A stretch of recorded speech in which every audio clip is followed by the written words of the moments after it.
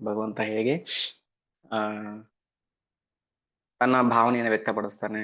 ತನಗೂ ನೋವಾಗುತ್ತೆ, ಅಳ್ತಾನೆ, ಖುಷಿ ಆಗುತ್ತೆ, ನಗ್ತಾನೆ, ನೃತ್ಯ ಮಾಡ್ತಾನೆ, ಹೊಟ್ಟೆ ಆಗುತ್ತೆ, ಕಿಚಡಿ ಬೇಕು ಅಂತ ಬರ್ತಾನೆ, ಚಪ್ಪನ್ ಭೋಗ್ ಆಫರ್ ಮಾಡ್ತಾರೆ. ಇವತ್ತು ನಾವಿಬ್ಬರು ಭಕ್ತರ ಬಗ್ಗೆ ಮಾತಾಡೋಣ. ಜಗನ್ನಾಥನಿಗೆ ವಿಶೇಷವಾಗಿ ಚಪ್ಪನ್ ಭೋಗ್ ಕೊಡ್ತಾರೆ, 56 ಐಟಮ್ಸ್. ತಿಂದು ತಿಂದು ಸಾಕಾಗ್ಬೇಕು ಅವನು. ತಿಂತಾ ಇರ್ತಾನೆ, ಕೈ ತೊಳೆಯೋಷ್ಟ್ರಲ್ಲಿ ಮತ್ತೆ ಇನ್ನೊಂದ್ಸಲ ಬರುತ್ತೆ, ಮತ್ತೆ ತಿಂತಾನೆ, ಕೈ ತೊಳೆಯೋಷ್ಟ್ರಲ್ಲಿ ಮತ್ತೆ ಇನ್ನೊಂದ್ಸಲ ಬರುತ್ತೆ ಭೋಗ. ತಿನ್ನೋದೇ ಜಗನ್ನಾಥನ ಕೆಲಸ. ಮಹಾಪ್ರಸಾದಂ ಜಗನ್ನಾಥ್ ಮಹಾಪ್ರಸಾದಂ ಕಿ ಜೈ.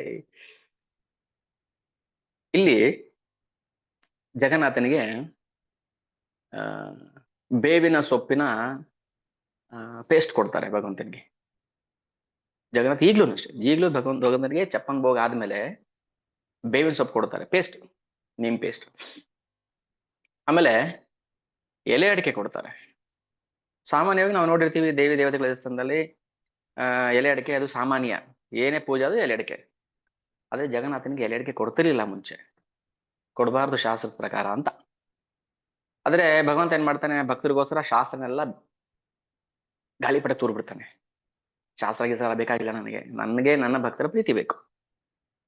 ಇವತ್ತು ಈ ಇಬ್ಬರು ಭಕ್ತರು, ಒಬ್ಬ ಭಕ್ತ ಎಲೆ ಅಡಿಕೆ ಆಫರ್ ಮಾಡ್ತಾನೆ ಭಗವಂತನಿಗೆ. ಈಗ್ಲೂ ಇನ್ ನಡೆಯುತ್ತೆ ಕಿಚಡಿ, ಎಲೆ ಅಡಿಕೆ, ನೀಮ್ ಪೇಸ್ಟ್ ಭಗವಂತನಿಗೆ ಊಟ ಆದ್ಮೇಲೆ, ಭೋಗ ಆದ್ಮೇಲೆ ಇದೆಲ್ಲ ಈಗ್ಲೂ ಕೊಡ್ತಾರೆ. ಯಾರಿಗೋಸ್ಕರ ಅಂದ್ರೆ ತನ್ನ ಶುದ್ಧ ಭಕ್ತರಿಗೋಸ್ಕರ.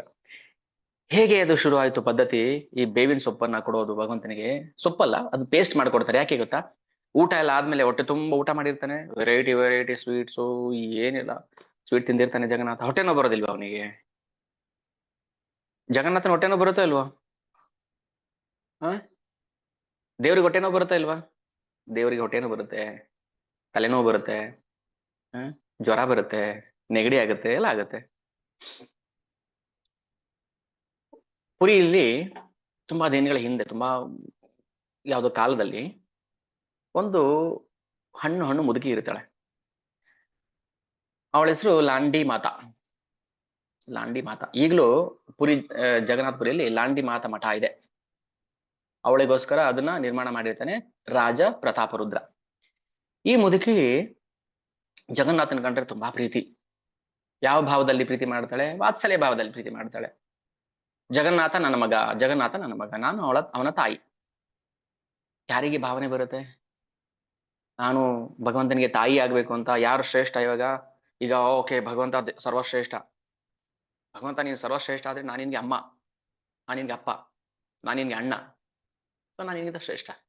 ಭಕ್ತ ಭಾವಿಸೋದಿಲ್ಲ ಹಿಂಗೆ ನಾನು ಶ್ರೇಷ್ಠ ಅಂತ.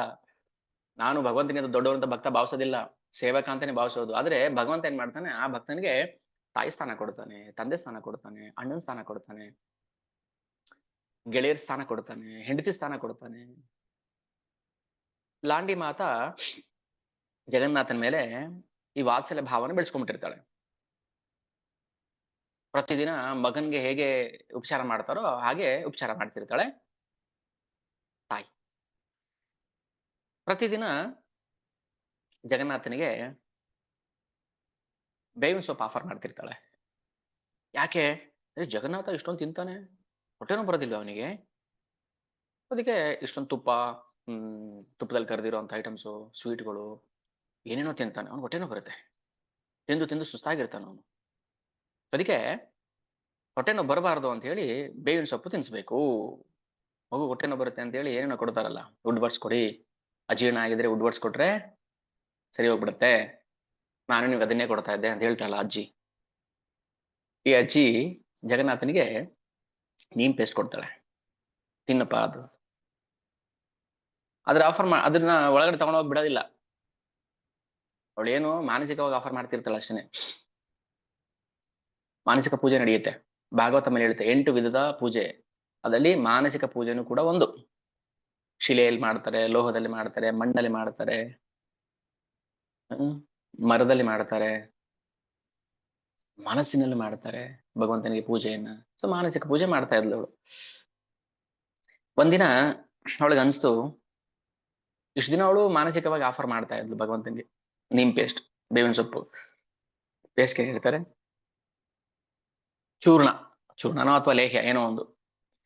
ಒಂದ್ಸಲ ಏನನ್ಸುತ್ತೆ ಅವಳಿಗೆ, ನಾನು ಜಗನ್ನಾಥನ್ಗೆ ಯಾಕೆ ಆಫರ್ ಮಾಡಬಾರ್ದು. ಇಷ್ಟು ದಿನ ಅವಳು ಮನೇಲಿ ಮಾಡ್ತಾ ಇದ್ಲು, ನೇರವಾಗಿ ಟೆಂಪಲ್ ಒಳಗೆ ಹೋಗಿ ಭಗವಂತನಿಗೆ ಆಫರ್ ಮಾಡ್ಬೇಕು ಅಂತ ಆಸೆ ಆಯ್ತು. ಸರಿ, ಒಂದು ಮಣ್ಣಿನ ಮಡಕೆಯಲ್ಲಿ ನೀಮ್ ಪೇಸ್ಟ್ ಎಲ್ಲ ತಗೊಂಡು ತಾನೇ ಅರ್ದು ಅದನ್ನ ಕುಟ್ಟು ಪುಡಿ ಮಾಡಿ ಹೋಗ್ತಾಳೆ. ಸಿಂಹದ್ವಾರದ ಹತ್ರ ಹೋಗ್ತಾಳೆ.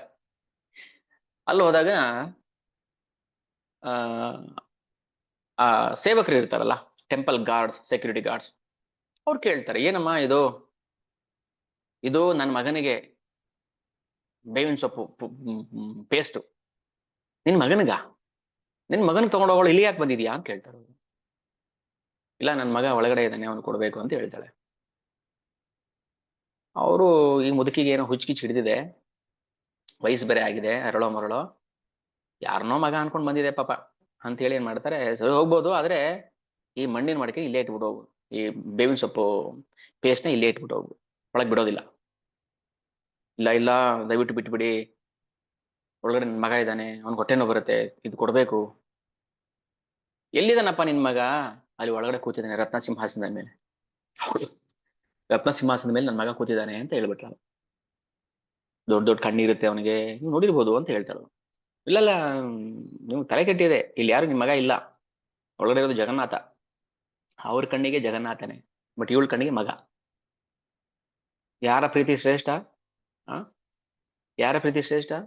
ಯಾವುದೋ ಒಂದು ಸಂಬಂಧದಲ್ಲಿ ನಾವು ಭಗವಂತನ ಹತ್ರ ಹೋಗಬೇಕು, ಸಂಬಂಧ ತತ್ವವನ್ನು ಕಲ್ಪಿಸ್ಕೋಬೇಕು, ನಾವು ಸಂಬಂಧವನ್ನು ಕಲ್ಪಿಸ್ಕೋಬೇಕು.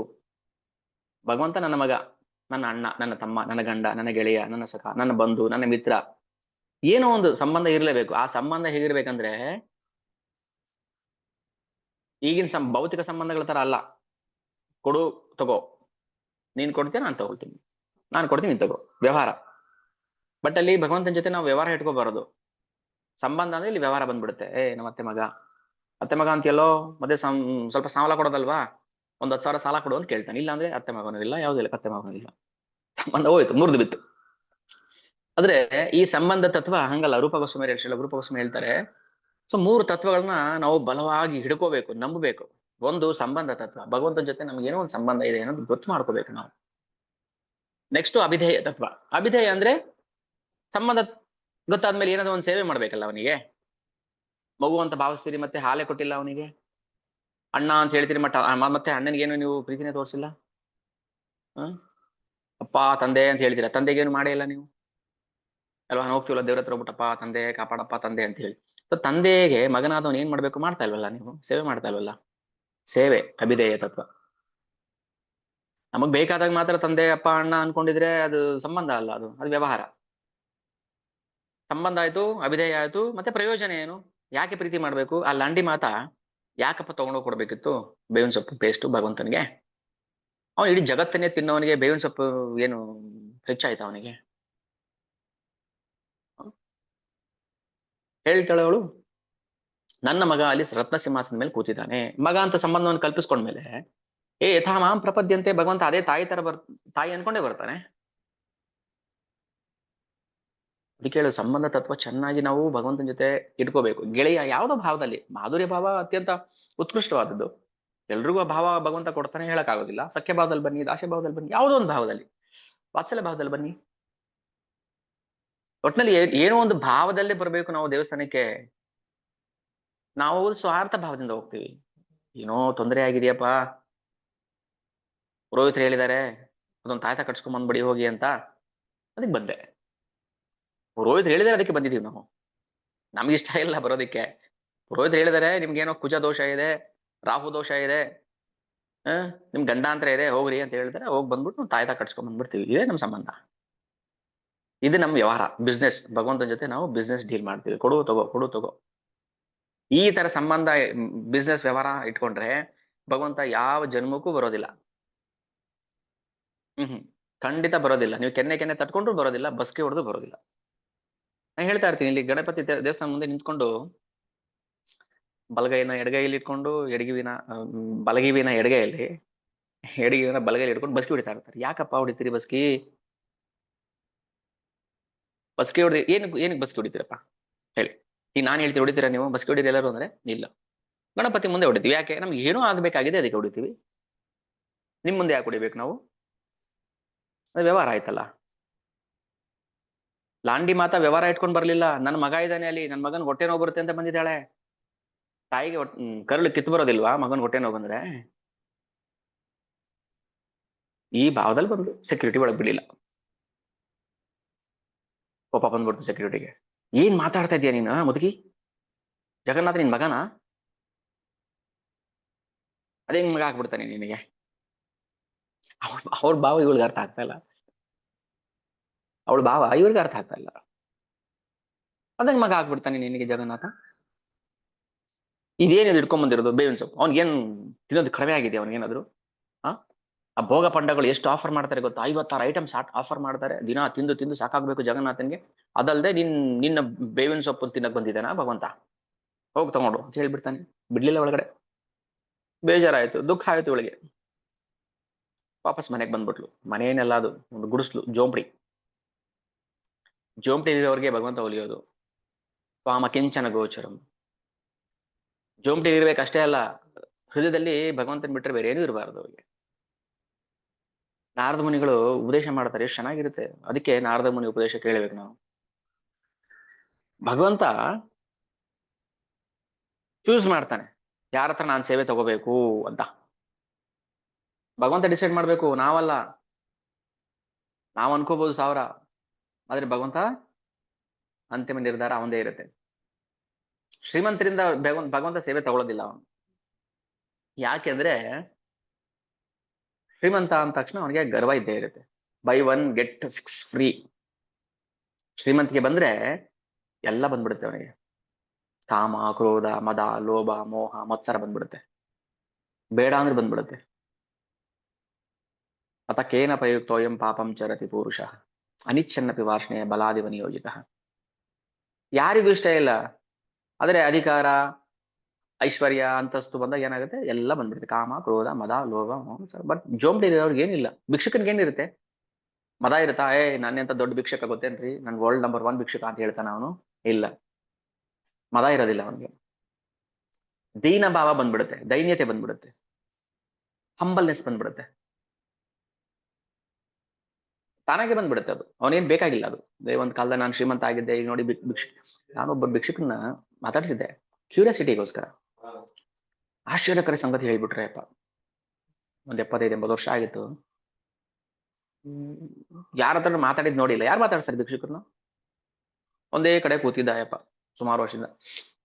ಮಾತಾಡಿದಾಗ ಅವ್ನು ಹೇಳ್ದ, ಯಾವ್ದೋ ಕಂಪ್ನಿ ಹೆಸರು ಹೇಳಿದ್ರು, ಮಧ್ಯ ಮಧ್ಯದಲ್ಲಿ ಇಂಗ್ಲಿಷ್ ಮಾತಾಡ್ತಾ ಇದ್ರು.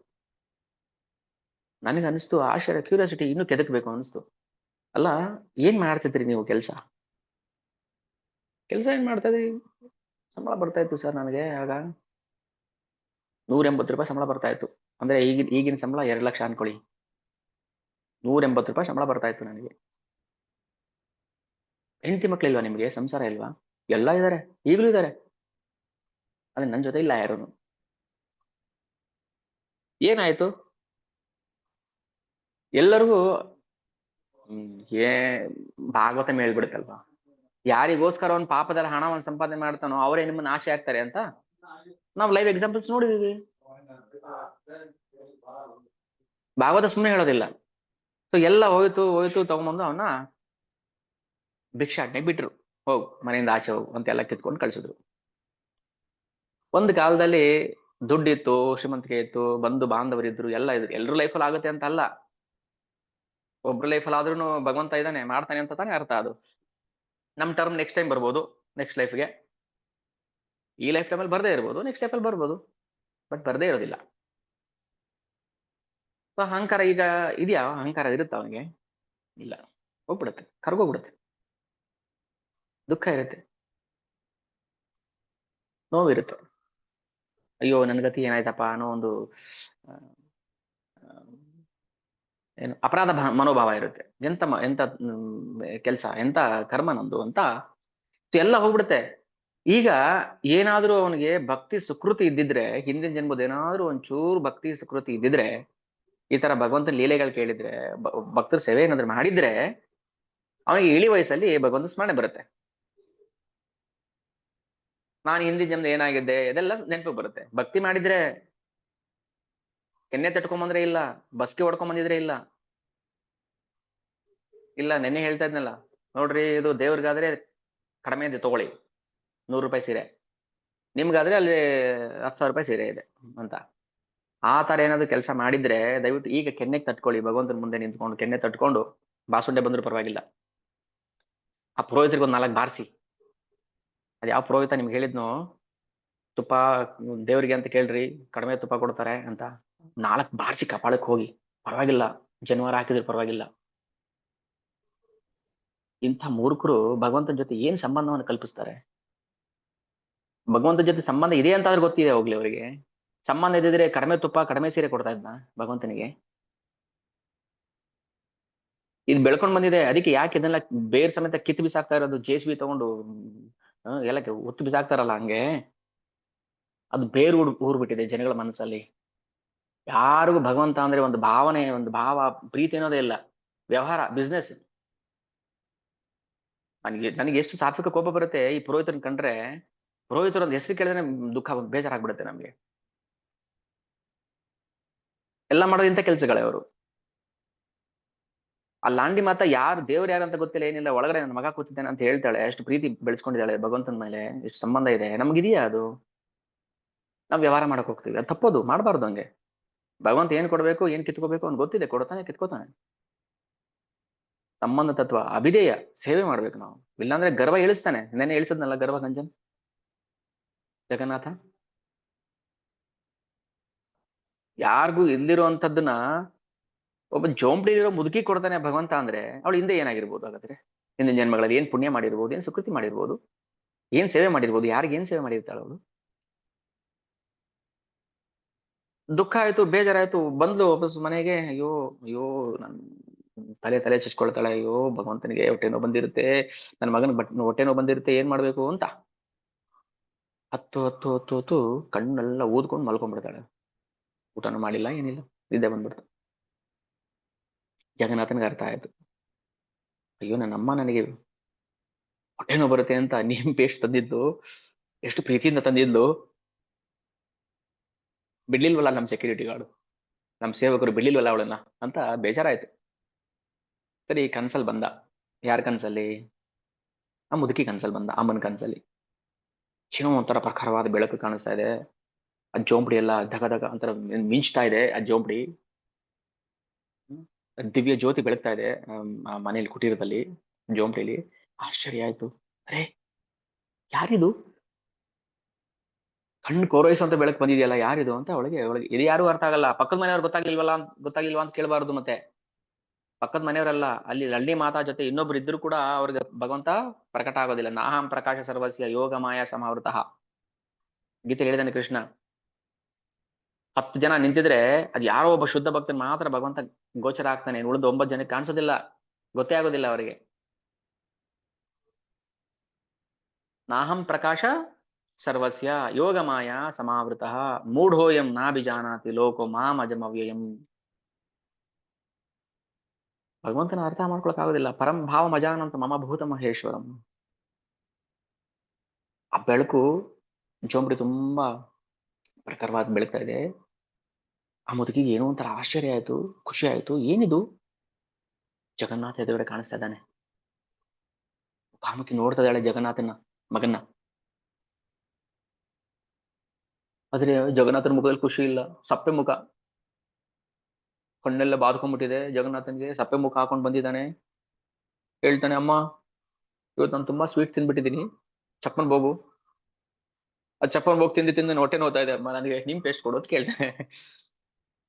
ಮುಖ ಸಪ್ಪೆ ಆಗ್ಬಿಟ್ಟಿದೆ, ಹೊಟ್ಟೆ ನೋವು ಬಂದ ಹೆಂಗಿರುತ್ತೆ? ಖುಷಿ ಖುಷಿ ಇರಕ್ಕಾಗತ್ತಾ? ಅಜೀರ್ಣ ಆಗ್ಬಿಟ್ಟಿದೆ, ಚೆನ್ನಾಗಿ ತಿಂದ್ಬಿಟ್ಟಿದ್ದಾನೆ ಜಗನ್ನಾಥ.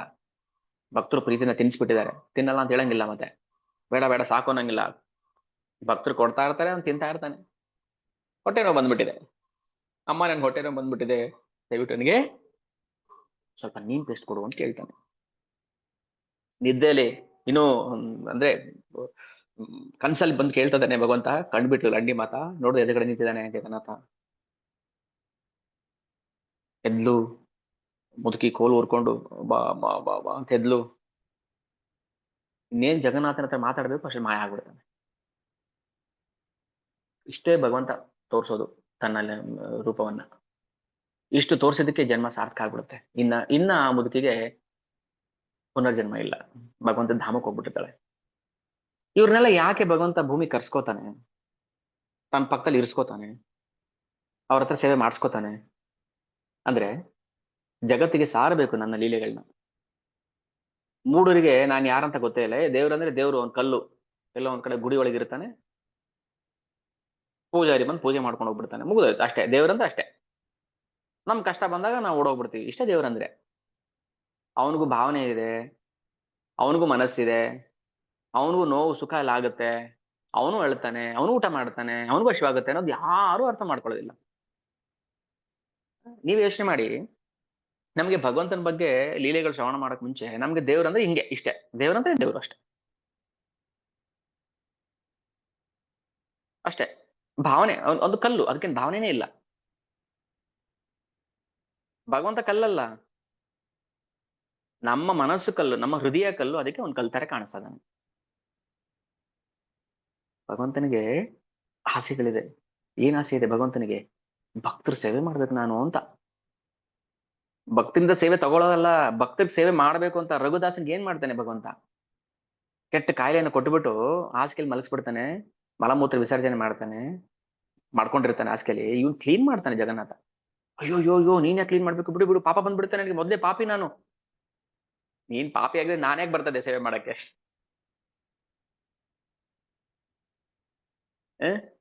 ನೀವು ಪಾಪಿ ಆಗಿದ್ರೆ ನಾನು ಯಾಕಂದ್ರೆ ಬರ್ತಾ ಇದ್ದೆ ನಿಮ್ ಸೇವೆ ಮಾಡೋದಕ್ಕೆ? ನೀವು ಪಾಪಿ ಅಲ್ಲಪ್ಪ ನೀವು. ನಾನಿನ್ ಸೇವೆ ಮಾಡ್ಬೇಕು, ನಾನಿನ್ನ ಭಕ್ತ.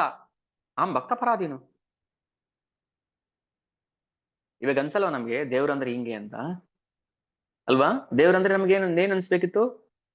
ಅವನಿಗೂ ಭಾವನೆ ಇದೆ ಅಂತ ಅನ್ಸ್ಬೇಕಿತ್ತು. ನಾವು ಕಲ್ಲು ಅಂತ ಭಾವನೆ ಮಾಡ್ಕೊಂಡು ಕಲ್ಲು ಕಲ್ಲು ಅನ್ಕೊಂಡು ಭಗವಂತ ಕಲ್ತಾರನೆ ಕಾಣಿಸ್ತದೆ.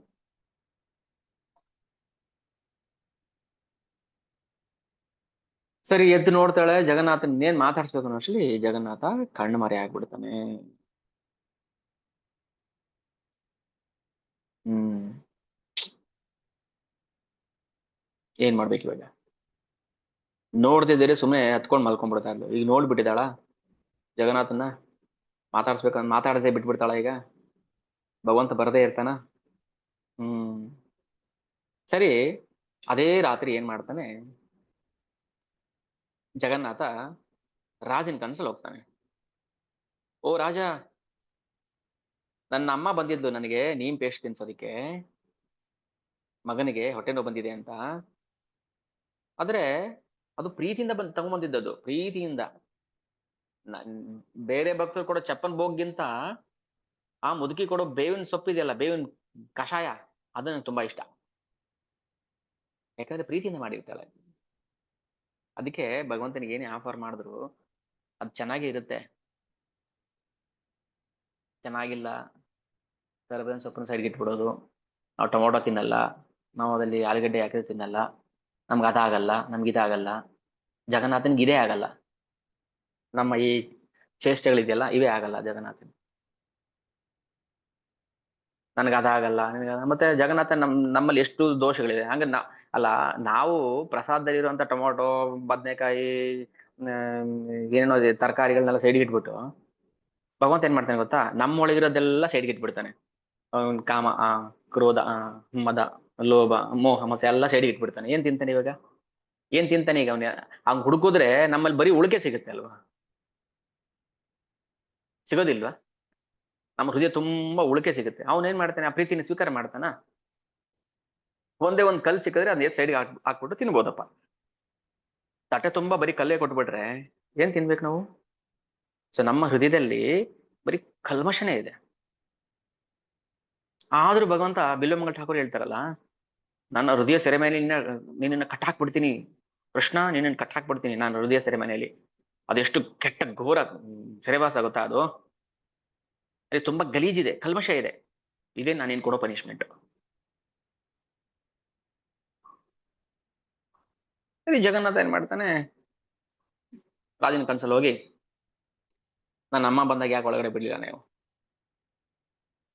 ಹೋಗಿ ಈಗ್ಲಿಂದ ಹೀಗೆ ಓಡಿ ಆ ಜೋಂಪಡಿಗೆ ಹೋಗಿ ಅವಳು ಕಾಲು ಇಟ್ಕೊಂಡು ಅವಳು ಕ್ಷಮೆ ಕೇಳಿ.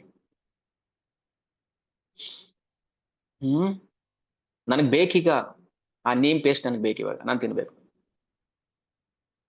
ಬೆಳಿಗ್ಗೆ ಆಯ್ತು, ರಾಜ ಓಡೋಗ್ತಾನೆ, ರಥ ಸೈನ್ಯ ಎಲ್ಲ ಕರ್ಕೊಂಡು ಹೋಗ್ತಾನೆ. ನೋಡಿದ್ರೆ ಯಾವ್ದೋ ಒಂದು ಜೋಂಪಡಿ ಕುಟೀರದಲ್ಲಿ ಇರ್ತಾಳೆ ಆ ಲಾಂಡಿ ಮಾತಾ. ನೋಡಿ ಆಶ್ಚರ್ಯ ಆಯ್ತು, ರೇ ರಾಜ ಬಂದ್ಬಿಟ್ಟಿದ್ದಾನೆ, ನಮ್ಮನೆಗೆ ರಾಜ ಬಂದ್ಬಿಟ್ಟಿದ್ದಾನೆ. ಏನ್ ಕೊಡೋದು ಅವ್ರಿಗೆ? ಕಾಲ್ ಇಳಕ್ ನೀರಿಲ್ಲ, ಕುಡಿಯಕ್ ನೀರಿಲ್ಲ, ಏನೋ ಒಂದು ಒಂದು ನಿಕೃಷ್ಟವಾಗಿರುವಂತ ಒಂದು ಜೋಪಡಿ. ರಾಜ ಬಂದ್ಬಿಟ್ಟಿದ್ದಾನೆ, ಏನ್ ಕೊಡ್ಬೇಕು? ಏನು ಕೊಡೋದ್ ಬೇಕಾಗಿಲ್ಲಪ್ಪ, ನೀನ್ ದರ್ಶನ ಮಾಡ್ಕೊಂಡು ಅವ್ನ್ ಪುನೀತನಾಗ್ಬಿಡ್ತಾನೆ ಹೋಗಿ. ಭಕ್ತರು ದರ್ಶನ ಮಾಡ್ಕೊಂಡು ಹೋದ್ರೆ ಅವನ್ ಜನ್ಮ ಸಾರ್ಥಕ ಆಗುತ್ತಲ್ಲ. ಸರಿ, ಓಡ್ ಬಂದ. ರಾಜ ಹೇಳ್ತಾನೆ, ಅಮ್ಮ ತಾಯಿ, ನನ್ನ ಸೇವಕರು ತುಂಬಾ ಅಪರಾಧ ಮಾಡಿಬಿಟ್ಟಿದ್ದಾರೆ, ತುಂಬಾ ಘೋರವಾದ ಅಪರಾಧ ಮಾಡಿಬಿಟ್ಟಿದ್ದಾರೆ ನಿಮ್ ಮೇಲೆ.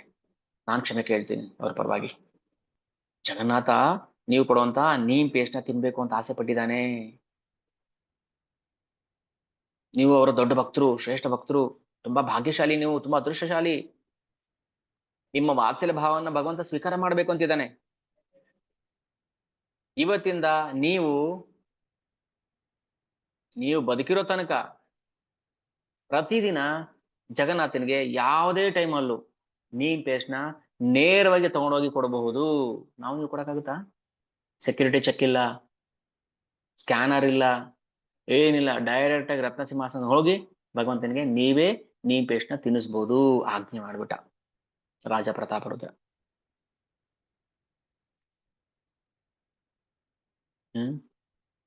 ಅಲ್ಲ, ಯಾರನ್ನ ಸೆಕ್ಯೂರಿಟಿ ಗಾರ್ಡ್ ಸೇವಕರು ತಡೆದ್ಬಿಟ್ರೋ ಆ ಮುದುಕಿನ ಭಗವಂತನೇ ಕರ್ಸ್ಕೊಂಡ.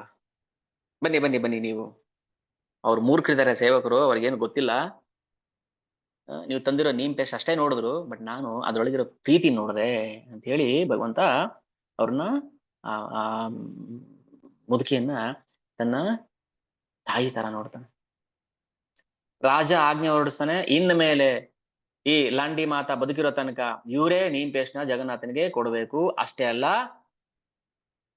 ಇವರು ದೇಹ ತ್ಯಾಗ ಮಾಡಿ ಭಗವದ್ಧಾಮಕ್ಕೆ ಹೋದ್ಮೇಲೆ ಕೂಡ ಪ್ರತಿ ಭೋಗ ಆಫರ್ ಮಾಡಿದ್ಮೇಲೆ, ಚಪ್ಪನ್ ಭೋಗ ಆಫರ್ ಮಾಡಿದ್ಮೇಲೆ ಇವತ್ತಿಗೂ ಭಗವಂತನಿಗೆ, ಜಗನ್ನಾಥನಿಗೆ ಆ ಬೇವಿನ ಸೊಪ್ಪು ಪೇಸ್ಟ್ ಅನ್ನ ನೈವೇದ್ಯಕ್ಕೆ ಕೊಡ್ತಾರೆ. ಇಲ್ಲ ಅಂದ್ರೆ ಭಗವಂತ ಅನುಗ್ರಹ ಮಾಡೋದಿಲ್ಲ. ಯಾರಿಗಿದೆ ಭಾವ? ಈ ಭಾವ ಪೇರೆಂಟಲ್ ಮೂಡ್.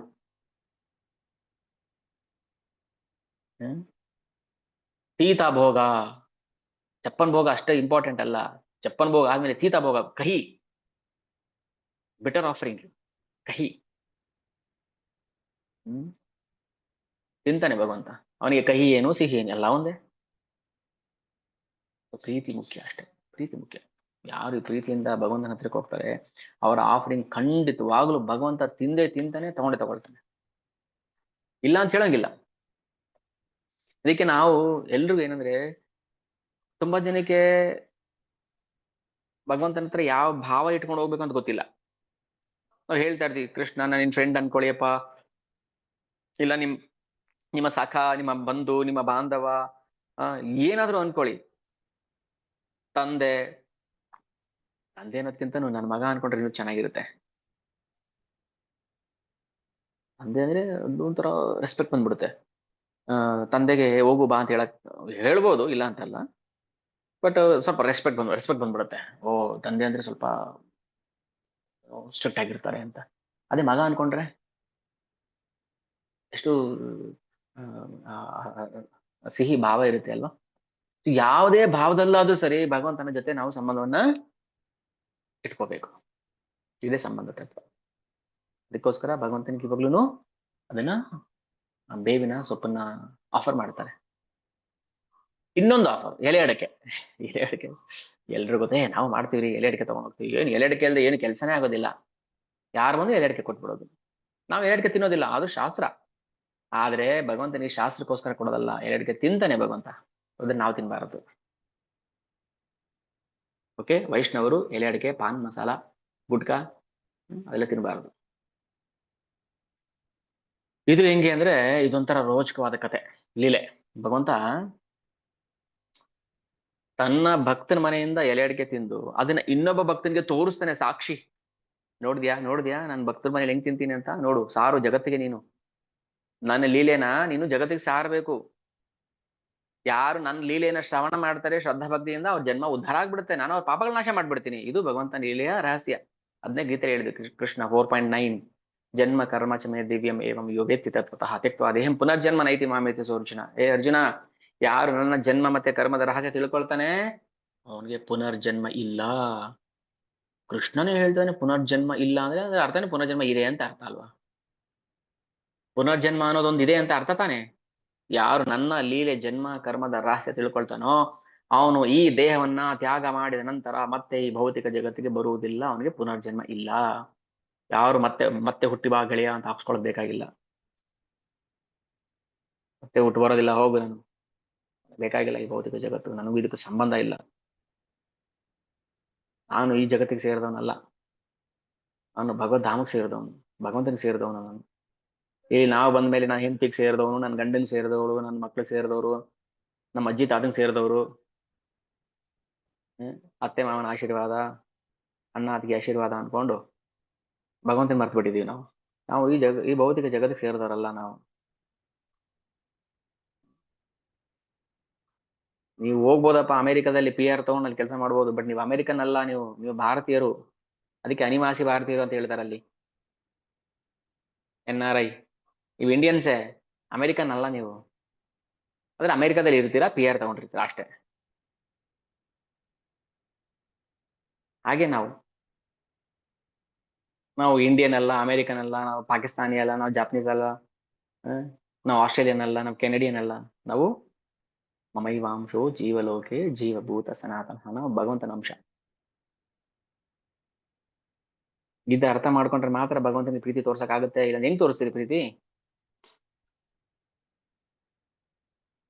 ಹ್ಮ್ ಈಗ ಒಬ್ರು ಶಿಲ್ಪಿ ಭಗವಾನ್ ರಾಮಚಂದ್ರನ ವಿಗ್ರಹನ ಕೆತ್ತಿದ್ರು, ಹೌದಲ್ಲ? ಒಂದ್ 2 ವರ್ಷದಿಂದ ಪ್ರತಿಷ್ಠಾಪನೆ ಮಾಡಿದ್ರು. ಆ ಕಲ್ಲನ್ನ ಎಲ್ಲಿಂದನೋ ತಂದಿದ್ದಾರೆ. ಆ ಕಲ್ಲನ್ನ ಇದಕ್ ಮುಂಚೆ ತುಂಬಾ ಜನ ನೋಡಿದ್ದಾರೆ, ಮುಟ್ಟಿದ್ದಾರೆ, ಎಲ್ಲ ಮಾಡಿದ್ದಾರೆ. ಬಟ್ ಅದು ರಾಮ ಅಂತ ಗೊತ್ತಿತ್ತಾ ಅವ್ರಿಗೆ? ಈ ಕಲ್ಲು ರಾಮ ಆಗುತ್ತೆ ಅಂತ ಗೊತ್ತಿತ್ತಾ? ಇಲ್ಲ, ಯಾರು ಗೊತ್ತಿರುತ್ತೆ? ಅವಾಗ ಅದಕ್ಕೆ ನಾವು ಅಷ್ಟು ರೆಸ್ಪೆಕ್ಟ್ ಮಾಡಿರಲ್ಲ. ಕಲ್ಲು ಕಲ್ಲು, ಯಾವ್ದೋ ಒಂದು ಬಂಡೆ. ಅದೇ ಇವಾಗ ಹಂಗಂತೀವ ನಾವು ಬಂಡೆ ಅಂತ? ಅಯ್ಯೋ ಯಾವ್ದೋ ಬಂಡೆ ರೀ ಇದು, ಅದು ಭಗವಂತ. ಅದೇ ಕಲ್ಲಲ್ಲೇ ಭಗವಂತ ಆಗಿರೋದು ಇವಾಗ. ಅದು ಭಗವಂತ ಆಗೋಕ್ ಮುಂಚೆ ಅದು ಕಲ್ಲು ಆಗಿತ್ತು, ಬರೀ ಕಲ್ಲೋಪ ಇದು ಅಂತ. ಇವಾಗ ಹೆಂಗೆ ಭಗವಂತ ಅನ್ನೋ ಪ್ರೀತಿ ಬಂತು ನಮಗೆ?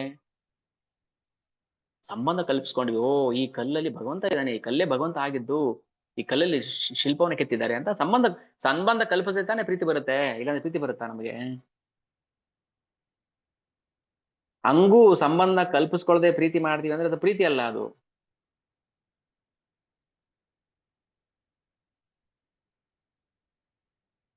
ಪಾಯ ಪೂಜೆ ಮಾಡ್ಬೇಕಾದ್ರೆ ಒಂದ್ ಕಲ್ಲು ಇಟ್ಬಿಟ್ಟು, ಏನೋ ಒಂದ್ ಕಲ್ಲು ಇಟ್ಬಿಟ್ಟು ಪೂಜೆ ಮಾಡ್ಬಿಡ್ತಾರೆ, ಹೌದಾ? ಪಾಯ ಪೂಜೆ ಮಾಡಿದ ಕಲ್ಲು ಅಂತ. ಆ ಕಲ್ಲು ಲಕ್ಷ ಲಕ್ಷ ಕಲ್ಲುಗಳು ಬಿದ್ದಿರ್ತಾವಪ್ಪ ರೋಡ್ ಸೈಡ್ ಅಲ್ಲಿ, ಅದ್ನ ಯಾಕೆ ಪೂಜೆ ಮಾಡಲ್ಲ ನೀವು? ಈ ರಾಮನಗರ ಬಂಡೆ, ಬೇಜಾನ್ ಬಂಡೆ ಇದೆ, ಯಾಕೆ ಪೂಜೆ ಮಾಡಲ್ಲ ದಿನ ಹೋಗಿ ಅಲ್ಲಿ ನೀವು? ಅದೇ ಬಂಡೆಲಿ ರಾಮನ ವಿಗ್ರಹ ಕೆತ್ತಿದ್ರೆ ಯಾಕೆ ಪೂಜೆ ಮಾಡ್ತೀರಿ? ನೀವೇ ಆನ್ಸರ್ ಮಾಡ್ಬೇಕು, ನಾವ್ ಹೇಳೋದಲ್ಲ. ಇದ್ರಲ್ಲೇನ್ ಫಿಲಾಸಫಿ ಏನಿಲ್ಲಪ್ಪ. ನಾವೇನ್ ತತ್ವ ಹೇಳ್ತಾ ಇಲ್ಲ, ಕಥೆ ಹೇಳ್ತಾ ಇದೀವಿ, ಲೀಲೆ ಹೇಳ್ತಾ ಇರೋದಷ್ಟೇ. ಏನೋ ತತ್ವ ಹೇಳ್ತಾರೆ, ಇಲ್ಲಿ ಏನ್ ಫಿಲಾಸಫಿ ಇದೆ ಇದ್ರಲ್ಲಿ?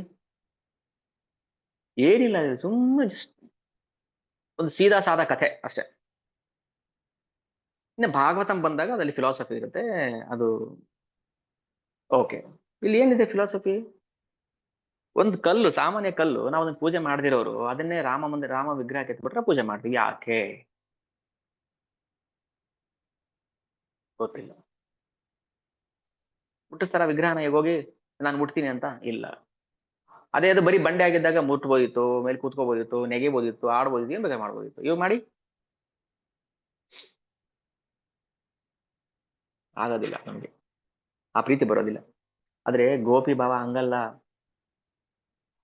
ಆ ಕಲ್ಲಲ್ಲಿ ರಾಮ ವಿಗ್ರಹ ಕೆತ್ತಿದ್ರು ಅದೇ ಪ್ರೀತಿ ತೋರಿಸ್ತಾ ಇದ್ರು, ಅದು ಬರೀ ಕಲ್ಲಾಗಿದ್ರು ಅದೇ ಪ್ರೀತಿ ತೋರಿಸ್ತಾ ಇದ್ರು. ಡಿಫ್ರೆನ್ಸ್ ಇಲ್ಲ, ಏನು ಡಿಫ್ರೆನ್ಸ್ ಇಲ್ಲ ಈ ಪ್ರೀತಿಗೆ. ಇದನ್ನೇ ಗೋಪಿ ಭಾವ ಅನ್ನೋದು. ನಮ್ಗೆ ಬರೋದಿಲ್ಲ, ಅದು ಸಾಧ್ಯನೇ ಇಲ್ಲ. ಯೋಚನೆ ಮಾಡಿ. ಯೋಚನೆ ಮಾಡಿ, ಒಳಗಿಂದ ಬರ್ಲಿ ಯೋಚನಾ ಆಲೋ ಆಲೋಚನಾ ಲಹರಿ ಒಳಗಿಂದ ಹರಿಬೇಕು. ಹೌದಲ್ವಾ? ಹ್ಮ್. ಕಾಡಲ್ಲಿ ಎಷ್ಟೊಂದು ಮರಗಳಿರುತ್ತೆ, ಯಾವ್ದು ಬಿದ್ದೋದ್ರು ನಮ್ಗೇನ್ ಯೋಚನೆ ಇಲ್ಲ, ಅಯ್ಯೋ ಹೋದ್ರೆ ಹೋಯ್ತು ಬಿಡ್ರಿ. ಅದೇ ಮನೇಲಿರೋ ಸೋಫಾ ಕಾಲ್ ಮುರಿದೋಯ್ತು ಅಂದ್ರೆ, ಅಯ್ಯೋ ಸೋಫಾ ಕಾಲ್ ಮುರಿದೋಯ್ತ್ರಿ, ಇದು ಸರಿ ಮಾಡ್ಸ್ಕೊಬೇಕು. ಯಾಕೆ?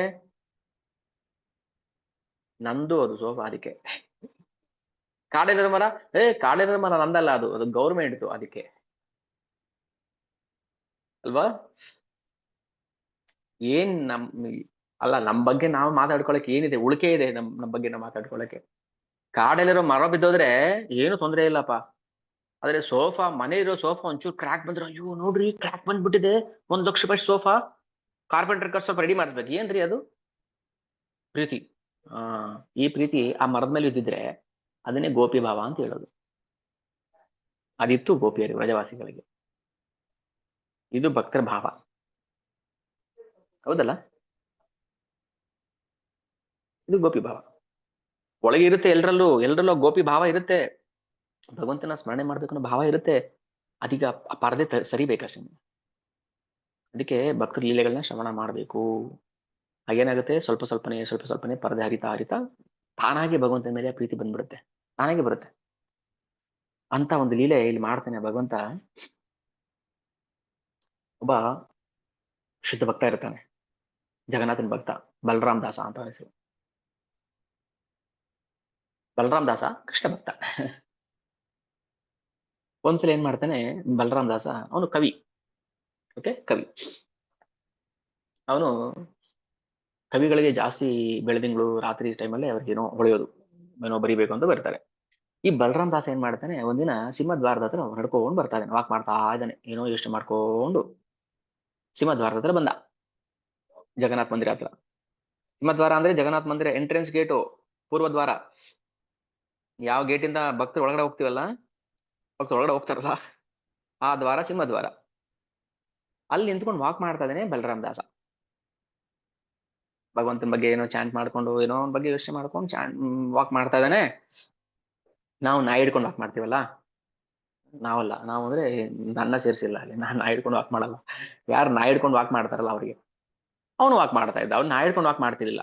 ಎಷ್ಟೋ ದಿನ ನೋಡಿ, ಸಣ್ಣ ಸಣ್ಣ ಇಷ್ಟಿಷ್ಟೇ ನಾಯಿಗಳಿರುತ್ತೆ, ಅದನ್ನ ವಾಕ್ ಮಾಡ್ಕೊಂಡು ಅದಕ್ಕೆ ಅದಕ್ಕೆ ಏನು ಶೌಚಾಲಯ, ನಾಯಿಗಳಿಗೆ ಶೌಚಾಲಯ ಅಂದ್ರೆ ಪಕ್ಕದ ಮನೆ ಅವ್ರಿಗೆ ಶೌಚಾಲಯ ಅಷ್ಟೇ. ನಾಯಿ ಅಲ್ಲಿ ಮಾಡ್ಬಿಟ್ಟು, ಇದ್ ಏನ್ ಭಾವ ಬರುತ್ತೆ ನಮಗೆ ಅದು ನೋಡ್ತಾ ಇದ್ರೆ, ಇದು ಏನಪ್ಪಾ, ಭಗವಂತ ಸ್ಮರಣೆ ಮಾಡೋ ಸಮಯದಲ್ಲಿ ನಾಯಿನ ಹಿಡ್ಕೊಂಡು ಓಡಾಡ್ತಾ ಇದಾರೆ, ಅದಕ್ಕೊಂದು ಕೋಲ್ ಬೇರೆ ನಾಯಿಗೆ. ಓಕೆ, ಭಾವ ಬರೋದಿಲ್ಲ. ಅದಕ್ಕೆ ಎರಡು ಭಾವನ ನಾನು ಯಾಕೆ ಮಿಕ್ಸ್ ಮಾಡಿ ಹೇಳ್ತಾ ಇದೀನಿ, ಈ ಭಾವ ಹೇಗಿದೆ ಆ ಭಾವ ಹೇಗಿದೆ ಗೊತ್ತಾಗ್ಲಿ ಅಂತ ಅಷ್ಟೇ. ನಾಯಿ ಹಿಡ್ಕೊಂಡು ವಾಕ್ ಮಾಡೋರ್ ಭಾವ ಹೇಗಿರುತ್ತೆ, ಜಗನ್ನಾಥನ ಬಗ್ಗೆ ಯೋಚನೆ ಮಾಡ್ಕೊಂಡು ವಾಕ್ ಮಾಡೋರ್ ಭಾವ ಹೇಗಿರುತ್ತೆ ಅಂತ ಗೊತ್ತಾಗ್ಲಿ ಅಂತ ಹೇಳಿದ್ದು ಅಷ್ಟೇ.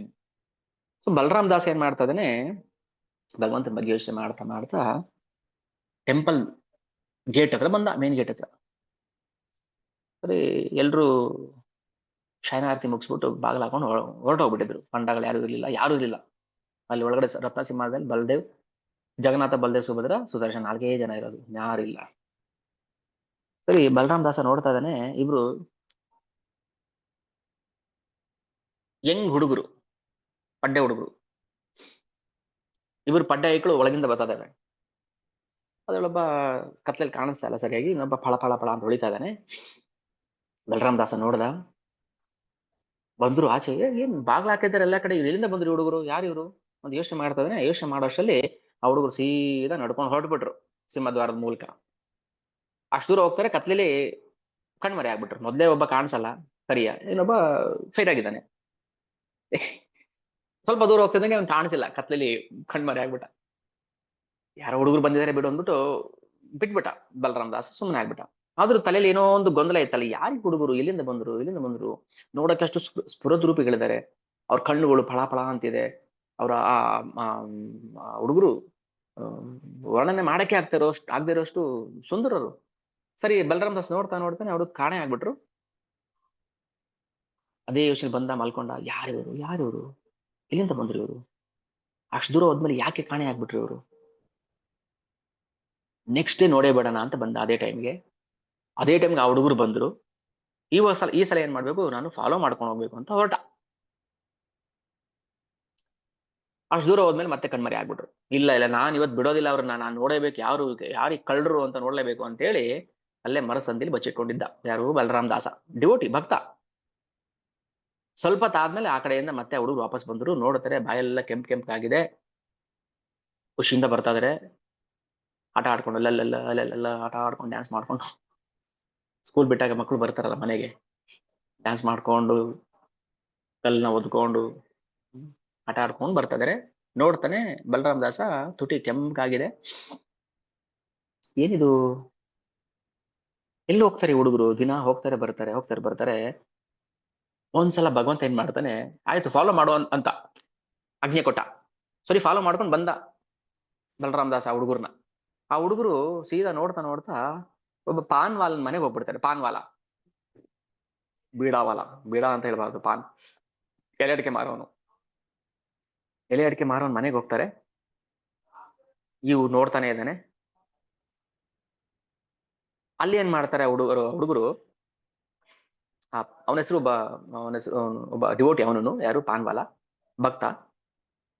ಆ ಹುಡುಗರು ಬಂದ್ರು, ದಿನ ಬರ್ತಾರೆ, ಪಾನ್ ಕೇಳ್ತಾರೆ, ಕೊಡ್ತಾನೆ. ಅವನು ಎಲೆ ಅಡಿಕೆ ಮಾರೋನು ಅವನು. ಆದ್ರೆ ಇವ್ನು ದುಡ್ಡು ತಗೋತಾ ಇರ್ಲಿಲ್ಲ ಅವ್ರ ಹತ್ರ. ಬರೋದು, ಪಾನ್ ಕೇಳ್ತಾರೆ ಹುಡುಗರು, ಕೊಡೋದು, ಕಳ್ಸೋದು, ಹೀಗೆ ಮಾಡ್ತಾನೆ ಇರ್ತಾನೆ. ಒಂದಿನ ಆ ಹುಡುಗರು ಹೋದ್ಮೇಲೆ ಈ ಬಲರಾಮ್ ದಾಸ ಅವನ ಮನೆಗೆ ಹೋಗ್ತಾನೆ. ಯಾರ ಮನೆಗೆ? ಆ ಪಾನ್ವಾಲ ಮನೆಗೆ ಹೋಗ್ತಾನೆ. ಕೇಳ್ತಾನೆ, ಏನಪ್ಪಾ, ಯಾರ ಹುಡುಗರು? ಗೊತ್ತಿಲ್ಲ ಸ್ವಾಮಿ, ಯಾರೋ ಬರ್ತಾರೆ, ದಿನ ಬರ್ತಾರೆ, ಎಲೆ ಅಡಿಕೆ ಕೇಳ್ತಾರೆ, ಕೊಡ್ತೀನಿ. ಅವ್ರು ನೋಡಿದ್ರೆ ಏನೋ ಒಂಥರ ಖುಷಿ ಆಗುತ್ತೆ. ಹೌದಾ, ದುಡ್ಡು ಕೊಡ್ತಾರ ಅವರು? ದುಡ್ಡು ಕೇಳ್ಬೇಕಂತ ಅನ್ಸೋದೇ ಇಲ್ಲ ಅವ್ರು ನೋಡಿದ್ರೆ. ಅಷ್ಟು ಕ್ಯೂಟ್ ಆಗಿದ್ದಾರೆ, ಮುದ್ದಾಗಿದ್ದಾರೆ. ಅದ್ರಲ್ಲೊಬ್ಬ ಸಣ್ಣ ಹುಡುಗ ಇದಾನಲ್ಲ, ಆ ಭಾರಿ ಕಿಲಾಡಿ ಅವನು. ಅವ್ನು ನೋಡ್ತಾ ಇದ್ರೆ ಕರ್ಗೋಗ್ಬಿಡ್ತೀವಿ ನಾವು. ಅವ್ನ್ ಕಣ್ಣು ನೋಡ್ತಾ ಇದ್ರೆ ಕಣ್ಣೇ ನೋಡ್ಬೇಕನ್ಸುತ್ತೆ. ಅವ್ನ್ ತಲೆ ಕೂದಲು ನೋಡ್ತಾ ಇದ್ರೆ ಗುಂಗುರ್ ಕೂದಲು, ಅದನ್ನೇ ನೋಡ್ಬೇಕನ್ಸುತ್ತೆ. ಅವನ ಆ ಪಾದ ಪದ್ಮ ನೋಡ್ತಾ ಇದ್ರೆ ಅದನ್ನೇ ನೋಡ್ತಾ ನಿಂತ್ಕೊಬಿಡ್ಬೇಕು ಅನ್ಸುತ್ತೆ. ಪಾನ್ ತಿನ್ಕೊಂಡು ಹೋಗೋಷ್ಟಲ್ಲಿ ದುಡ್ಡು ಕೇಳ್ಬೇಕು ಅನ್ನೋದು ಮರ್ತೋಗ್ಬಿಡುತ್ತೆ. ಮತ್ತ ಸ್ಮೃತಿ ಜ್ಞಾನಮಪೋ ಅನಂಚ. ದುಡ್ಡು ಕೇಳ್ಬೇಕಾದ್ರೆ ಮರ್ತೋಯ್ತು. ಇವ್ನು ಹೇಳ್ತಾನೆ ಬಲರಾಮ್ ದಾಸ, ಅಲ್ಲಯ್ಯ, ನಿನ್ ಬುದ್ಧಿಗಿದ್ದಿ ಇದೆಯಾ ನಿನ್ ಏನಾದ್ರು? ದಿನ ಹಿಂಗೆ ಬಂದವ್ರಿಗೆಲ್ಲ ಬಿಟ್ಟಿ ಕೊಟ್ಬಿಟ್ರೆ ನಿನ್ ವ್ಯಾಪಾರ ಹೆಂಗ್ ನಡೆಯುತ್ತೆ? ಕೊಡ್ಬೇಡ ಹಂಗೆ ಫ್ರೀ, ದುಡ್ಡು ಕೇಳು ಅಂತಾನೆ. ಅವನಿಗೆ ಹೌದಲ್ವಾ, ಬಂದವ್ರಿಗೆಲ್ಲ ಫ್ರೀ ಕೊಟ್ಬಿಟ್ರೆ ನನ್ ವ್ಯಾಪಾರ ಹೆಂಗ್ ನಡೆಯುತ್ತೆ?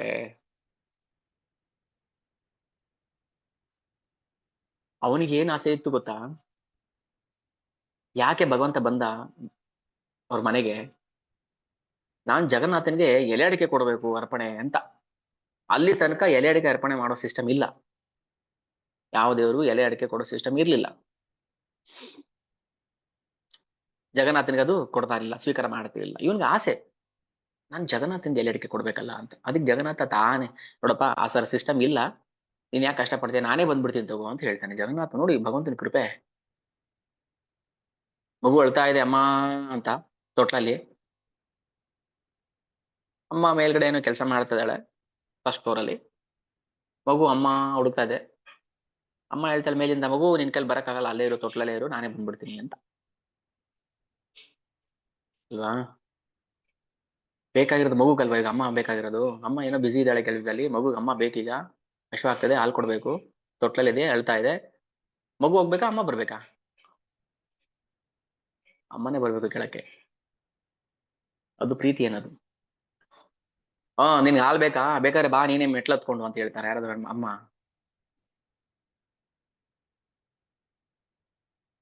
ಹೇಳ್ತಾರ?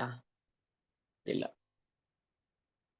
ಅವನಿಗೆ, ಆ ಭಕ್ತನಿಗೆ, ನಾನು ಎಲೆ ಅಡಿಕೆ ಕೊಡ್ಬೇಕು ಜಗನ್ನಾಥನ್ಗೆ ಆಸೆ ಆಯ್ತು, ಅರೆ ನಾನೇ ಬರ್ತೀನಿ ಇರು, ನಾನೊಬ್ಬನೇ ಬರೋದಿಲ್ಲ, ಅಣ್ಣನ್ ಕರ್ಕೊಂಡ್ ಬರ್ತೀನಿ ಜೊತೆಲಿ, ಬಲರಾಮಣ್ಣನ ಅಂತೇಳಿ ದಿನ ಬರ್ತಾ ಇದ್ದ, ಹೋಗ್ತಾ ಇದ್ದ. ಆದ್ರೆ ಬಲರಾಮ್ ದಾಸ್ ಏನ್ ಮಾಡ್ತಾನೆ, ಅವ್ರ ಹತ್ರ ದುಡ್ಡು ಕೇಳು ಅಂತ ಹೇಳ್ಕೊಡ್ತಾನಲ್ಲ. ಸರಿ ಸರಿ, ನನ್ಗೂ ಮರ್ತೋಗಿತ್ತಪ್ಪ, ನಾಳೆ ಬಂದ ತಕ್ಷಣ ಫಸ್ಟ್ ದುಡ್ಡು ಕೇಳ್ತೀನಿ ಅಂತ ಹೇಳ್ತಾನೆ. ಅಲ್ಲಿವರೆಗೂ ಇರ್ಲಿಲ್ಲ ಅವನಿಗೆ ದುಡ್ಡು ಕೇಳ್ಬೇಕು ಅಂತ. ಬಲರಾಮ್ ದಾಸ್ ಹೇಳ್ಕೊಟ್ಮೇಲೆ ಅವನಿಗೆ ಅನ್ಸ್ತು. ಹೇಳ್ತಾನೆ, ನಾನು ತುಂಬಾ ದಿನದಿಂದ ನೋಡ್ತಾ ಇದ್ದೀನಿ, ಯಾರೋ ಇಬ್ರು ಹುಡುಗರು ಬರ್ತಾ ಇದ್ರು ಹೋಗ್ತಾ ಇದ್ರು ಮನೆಗೆ, ಯಾರು ಅಂತ ಗೊತ್ತಿಲ್ಲ, ಅವ್ರು ಅಂತೆಲ್ಲ ವಿಚಾರಿಸ್ತಾನೆ, ಯಾರು ಅವ್ರು, ಏನ್ ಎತ್ತ ಎಲ್ಲ ವಿಚಾರಿಸ್ತಾನೆ. ಆಗ ಡಿವೋಟಿ ಹೇಳ್ತಾನೆ, ಯಾರಂತ ಗೊತ್ತಿಲ್ಲ, ಸುಮ್ನೆ ಬರ್ತಾರ ಹೋಗ್ತಾರಪ್ಪ, ನನಗೂ ಖುಷಿ ಆಗುತ್ತೆ ಅವ್ರು ನೋಡಿದಾಗ, ಏನೋ ಆಯ್ತು ಇಬ್ರು ತಾನೇ ಅಂತ ಕೊಟ್ಟು ಕಳಿಸ್ತೀನಿ. ಪ್ರಭು, ನೀವು ತುಂಬಾ ಸಾಧು ಇದ್ದೀರಾ, ನೀವು ಹಿಂಗೆಲ್ಲ ಮಾಡಬಾರ್ದು ಅಂತ ಹೇಳಿ ನಾಳೆ ಬಂದಾಗ ಏನ್ ಮಾಡ್ತೀನಿ, ಮೊದ್ಲು ಫಸ್ಟ್ ದುಡ್ಡು ಕೊಡ್ರು, ಮಿಕ್ಕಿದ್ ಪಾನೆಲ್ಲ ಆಮೇಲೆ ಅಂತ ಕೇಳ್ತೀನಿ ಅಂತಾನೆ. ನೆಕ್ಸ್ಟ್ ಅದೇ ಟೈಮ್ ಬಂದ್ರು ಹುಡುಗರು, ಈ ಸಲ ಏನ್ ಹೇಳ್ತಾನೆ, ಪಾನ್ ತಿಂದ ಮೇಲೆ ಹುಡುಗ್ರ ದುಡ್ಡು ಕೊಡ್ರಪ್ಪ ಅಂತ ಕೇಳ್ತಾನೆ. ದುಡ್ಡ ದುಡ್ಡು ತಂದಿಲ್ಲ, ದುಡ್ಡು ತಂದಿಲ್ವಾ? ಚಿಕ್ಕ ಹುಡುಗ ಹೇಳ್ತಾನೆ, ನಾಳೆ ಕೊಟ್ಬಿಡ್ತೀನಿ. ಯಾರು? ಲಕ್ಷ್ಮೀಪತಿ. ದುಡ್ಡಿಲ್ಲ ಅವನ ಹತ್ರ ಪಾಪ, ಲಕ್ಷ್ಮೀಪತಿ ಹತ್ರ ದುಡ್ಡಿಲ್ಲ.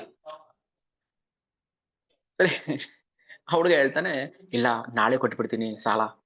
ಇಲ್ಲ ಇಲ್ಲ, ನಾಳೆಗಿಳೆ ಅಂದ್ರೆ ಆಗೋದಿಲ್ಲ, ನಾಳೆ ಅಂದ್ರೆ ಮನೆ ಹಾಳೆ, ನನಗೆ ಬೇಕಿವಾಗ ಅಂತ ಕೇಳ್ತಾನೆ. ಪ್ರೀತಿಯಿಂದ ಅದನ್ನು ಜಗನ್ನಾಥ ಮಾಡ್ತಾರೆ ಲೀಲೆ. ಅದಕ್ಕೆ ಏನ್ ಮಾಡ್ಬೇಕು ಗೊತ್ತಾ? ನಿನ್ ತಲೆಯಲ್ಲಿ ಕಟ್ಟಿದ್ಯಲ್ಲ ರುಮಾಲು, ಅದಕ್ಕೇನ್ ಹೇಳ್ತಾರೆ? ಪಗಡಿ, ಇಬ್ರದು ಬಿಚ್ಚಿಟ್ಬಿಡು ಹೋಗ್ರಿ ಅಂತ ಹೇಳ್ತಾನೆ.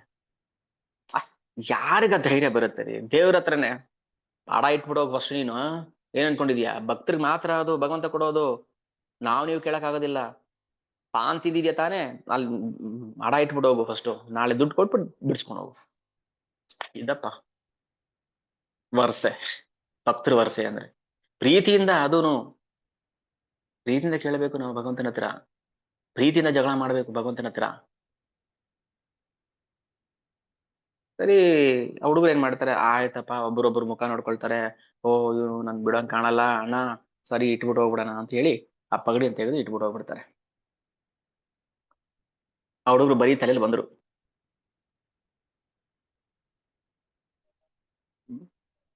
ಯಾವತ್ತು ಕೇಳಿದಿರೋ ಇವತ್ತು ಕೇಳ್ಬಿಟ್ನಲ್ಲ ಅಂತ ಅವ್ರಿಗೆ ಆಶ್ಚರ್ಯ. ಆಶ್ಚರ್ಯ ಏನಿಲ್ಲ, ಭಗವಂತನ ಏನ್ ಆಶ್ಚರ್ಯ, ಅವ್ನು ಗೊತ್ತಿದೆ ಏನಾಗುತ್ತೆ ಅಂತ. ಇದೇನೋ ಮಾಡಿ ತೋರ್ಸ್ಬೇಕಿತ್ತು, ಅದಕ್ಕೋಸ್ಕರ ಭಗವಂತ ಹಂಗ್ ಮಾಡ್ದ. ಸರಿ ಸರಿ, ನಾಳೆ ಬರ್ತೀರ ಅಂತ ಗ್ಯಾರಂಟಿ ಇಲ್ಲ, ಇಟ್ಬಿಟ್ಟು ಹೋಗಿ ಅಂತ ಅಂದ್ರೆ ಇಟ್ಬಿಟ್ಟು ಹೋಗ್ಬಿಟ್ರು. ಹೆಂಗ್ ನಂಬೋದು ನಿಮ್ಮನ್ನ? ನೀವು ಸಣ್ಣ ಹುಡುಗರು, ಏನೋ ಹುಡುಗಾಟಿಗೆ ಹೇಳ್ಬಿಡ್ತೀರಿ, ನನ್ ದುಡ್ಡು ಬೇಕು ಇವಾಗ ಅಂತ ಹೇಳಿ ಏನ್ ಮಾಡ್ತಾರೆ, ಆ ಚಾದರ್ನ ನಡೆ ಇಟ್ಬಿಟ್ಟು ಕಳಿಸ್ಬಿಡ್ತಾರೆ. ಹೋಗು. ನೆಕ್ಸ್ಟ್ ಡೇ ಬೆಳಿಗ್ಗೆ ಮಂಗಳಾರತಿಗೆ ದೇವಸ್ಥಾನ ಬಾಗಿಲು ಓಪನ್ ಮಾಡ್ಬೇಕು. ಆದ್ರೆ ಹಿಂದಿನ ದಿನ ಶೃಂಗಾರ ಆರತಿ ಮಾಡಿದಾಗ, ಸಾರಿ, ಶಯನ ಆರತಿ ಮಾಡಿದಾಗ ಒಂದು ಡ್ರೆಸ್ ಹಾಕಿರ್ತಾರೆ, ನೀಟಾಗಿ ಅಲಂಕಾರ ಮಾಡಿ, ಸಿಂಪಲ್ ಅಲಂಕಾರ ಮಾಡಿ ಭಗವಂತನಿಗೆ ಪಗಡಿ ಎಲ್ಲ ಹಾಕಿ ಮಲಗಿಸಿರ್ತಾರೆ ಹಿಂದಿನ ದಿನ ರಾತ್ರಿ. ಬೆಳಿಗ್ಗೆ ಹೋಗಿ ನೋಡ್ತಾರೆ, ಇಬ್ರು ತಲೆಯಲ್ಲೂ ಆ ಪಗಡಿ ಇಲ್ಲ, ಚಾದರ್, ಏನ್ ತಲೆ ಕಟ್ತಾರಲ್ಲ ಮುಂಡಾಸು ಅಂತ ಏನ್ ಹೇಳ್ತಾರಲ್ಲ, ಅದಿಲ್ಲ. ಇದನ್ನ ಯಾರಪ್ಪ ಕದ್ದಿದ್ರು? ಯಾರು ಕದ್ರು ಇದನ್ನ? ಬೆಲೆ ಬಾಳುವಂತ ರತ್ನ ಖಚಿತವಾದ ಆಭರಣಗಳು ಇರುತ್ತೆ, ಶಾಲಿಗ್ರಾಮ ಇರುತ್ತೆ, ಏನೆಲ್ಲ ಇರುತ್ತೆ, ಅದನ್ನ ಬಿಟ್ಬಿಟ್ಟು ಈ ಬಟ್ಟೆ ಪೀಸ್ ಯಾರು ತಗೊಂಡೋಗ್ತಾರೆ? ಯಾರು ಕದ್ದಿರೋದಲ್ಲ ಇದು, ಏನೋ ಆಗಿದೆ ಇಲ್ಲಿ. ಯಾರಿರ್ಬೋದು ಇದು? ಯಾರು ಬಂದಿರ್ಬೋದು? ಏನಾಗಿರ್ಬೋದು? ತಲೆ ಕೆಡ್ಸ್ಕೊತಾ ಇದಾರೆ. ಎಲ್ಲ ಬಿಟ್ಟು ಈ ಬಟ್ಟೆ ತಗೊಂಡೋಗಿದ್ದಾರೆ ಅಂತಂದ್ರೆ ಏನೋ ಇದೆ ಇದ್ರಲ್ಲಿ ಅಂತೇಳಿ ವಿಷಯ ಎಲ್ಲ ಕಡೆ ಹೋಗುತ್ತೆ, ರಾಜನವ್ರಿಗೂ ಬರುತ್ತೆ. ಸೊ ರಾಜ ಏನ್ ಮಾಡ್ತಾನೆ, ಸೇವಕರಿಗೆ ಗದರಿಸ್ತಾನೆ, ಏನ್ ಮಾಡ್ತೀರಿ ನೀವು? ಏನಾದ್ರೂ ಒಂದು ಅಚಾತುರ್ಯ ಮಾಡ್ತಾನೆ ಇರ್ತೀರಲ್ಲ ನೀವು. ಒಂದಿನ ತಟ್ಟೆ ಮಿಸ್ ಆಯ್ತು, ಒಂದಿನ ಪಗಡಿ ಮಿಸ್ ಆಯ್ತು, ಇನ್ನೊಂದಿನ ಏನೇನ್ ಮಿಸ್ ಆಗುತ್ತೆ ಯಾರಿಗ್ ಗೊತ್ತು ಅಂತೇಳಿ ಸೇವಕರಿಗೆ ದಂಡನೆ ಕೊಡ್ತೀನಿ ಅಂತ ಹೇಳ್ತಾನೆ. ಆಮೇಲೆ ಎದುರುಕೊಂಡು, ಸ್ವಾಮಿ ನಮ್ದೇನು ತಪ್ಪಿಲ್ಲಪ್ಪ ಇದ್ರಲ್ಲಿ, ನಾವ್ ಏನಪ್ಪ ಮಾಡೋಣ, ಲಾಕ್ ಮಾಡ್ಕೊಂಡು ಹೋಗಿರ್ತೀವಿ, ಏನೇನ್ ಮಾಡ್ತಾನೆ ಇವನ್ ತರ್ಲೆ, ನನ್ಗೆ ಏನ್ ಗೊತ್ತು? ಇಬ್ರು ತರ್ಲೆಗಳು ಸೇರ್ಕೊಂಡು ಏನೆಲ್ಲ ಅನಾಹುತ ಮಾಡ್ತಾರೆ, ಏನೆಲ್ಲ ನನ್ಗೇನ್ ಗೊತ್ತು? ಸಾಮಾನ್ಯ ತರ್ಲೆಗಳಲ್ಲ ಇವರು, ಭಾರಿ ಭಾರಿ ತುಂಟಾಯ್ಗಳು ಇವರು. ಭಕ್ತರ ಜೊತೆ ಹೆಂಗ್ ಲೀಲೆ ಮಾಡ್ತಾರೆ ಅಂದ್ರೆ, ದೇವ್ರ ಅನ್ನೋದು ಮರ್ತ್ ಬಿಡ್ತಾರೆ, ದೇವ್ರ ಅನ್ನೋದು ಮರ್ತ್ ಬಿಡ್ತಾರೆ. ಈಗ ತಾತ ಮೊಮ್ಮಗ ಜೊತೆ ಆಟ ಆಡ್ಬೇಕು. ತಾತ ಫೀಲ್ಡ್ ಮಾರ್ಷಲ್ ಜನರಲ್ ಕಾರ್ಯಪ್ಪ, ಇಡೀ ದೇಶನೇ ಕಂಟ್ರೋಲ್ ಮಾಡೋರು. ಮನೆಗೆ ಬಂದ ಮೇಲೆ ಮೊಮ್ಮಗ ಹೇಳುತ್ತೆ, ತಾತ ಈಗ ನೀನು ಕುದುರೆ, ನಾನ್ ಇನ್ಮೇಲೆ ಕುದುರೆ ಸವಾರಿ ಮಾಡ್ಬೇಕು, ಹೈ ಹೈ ಫಟ್ ಫಟ್ ಅಂತ ಹೊಡಿತಾ ಇರುತ್ತೆ. ಯಾರಿಗೆ? ಫೀಲ್ಡ್ ಮಾರ್ಷಲ್ ಜನರಲ್ ಕಾರ್ಯಪ್ಪಗೆ. ಅವನು ಹೇಳ್ತಾನೆ, ಫೀಲ್ಡ್ ಮಾರ್ಷಲ್, ನಾನ್ ಯಾರು ಗೊತ್ತಾ ಮೊಮ್ಮಗು, ನಾನು ಇಡೀ ದೇಶವನ್ನೇ ದಂಡ ನಾಯಕ. ನೀನ್ ದಂಡ ನಾಯಕ ಆದ್ರೆ ಯಾವ ನಾಯಕ ಆದ್ರೆ ನಿನ್ ಕತ್ತೆ, ಇವಾಗ ನಿನ್ ಕುದುರೆ ನಾನಿನ ಓಡಿಸ್ಬೇಕಷ್ಟೇ. ಅವನಲ್ಲಿ ದಂಡನಾಯಕ ಅನ್ನೋದು ಮರ್ತೋಗ್ಬಿಡ್ತಾನೆ ತಾತ. ಇಷ್ಟ ದಪ್ಪ ಮೀಸೆ ಬಿಟ್ಕೊಂಡು ಜೇಬ್ ತುಂಬಾ ಏನೇನೋ ಪೋಣಿಸ್ಕೊಂಡಿರ್ತಾರಲ್ಲ ಸ್ಟಾರ್ಸ್ಗಳು, ಅದೆಲ್ಲ ಮರ್ತೋಗ್ಬಿಡುತ್ತೆ. ಯಾಕೆ? ಪ್ರೀತಿ, ವಾತ್ಸಲ್ಯ. ಯೋಗ ಮಾಯ ಸಮರ್ಥ ಭಗವಂತನು ಕೂಡ ನಾನ್ ದೇವ್ರನ್ನ ಮರ್ತು ಬಿಡ್ತಾನೆ. ನಾನ್ ದೇವ್ರು ಮರ್ತೋಗ್ತಾನೆ. ನಾನೊಬ್ಬ ಸೇವಕ ಅಂತ ಬರ್ತಾನೆ ಭಗವಂತ.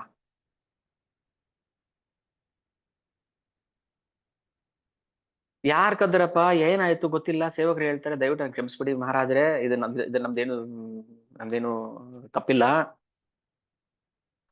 ಆ ಟೈಮ್ ಕರೆಕ್ಟಾಗಿ ಬಲರಾಮ್ ದಾಸ ಬರ್ತಾನೆ ಅಲ್ಲಿಗೆ. ಏನಾಯ್ತು ಮಹಾರಾಜರೇ, ಯಾಕೆ ನಿಮ್ ಸೇವಕರಿಗೆ ದಂಡನೆ ಮಾಡ್ತಿದ್ರಿ, ಏನ್ ಕತೆ? ನೋಡಿ ಹಿಂಗೆಲ್ಲ ಅನಾಹುತ ಆಗಿದೆ, ಅನಾಹುತಕ್ಕೆ ಕಾರಣ ನಿಮ್ ಸೇವಕರಲ್ಲ. ಮತ್ತೆ ಯಾರು? ಆ ರಥ ಸಿಂಹಾಸನ ಕೂತಿದ್ರಲ್ಲ ಇಬ್ರು ಕಳ್ಳರು, ಅವರೇ ಅವರೇ ಕೃಷ್ಣ ಬಲರಾಮ್ರು, ಜಗನ್ನಾಥ ಬಲಭದ್ರ.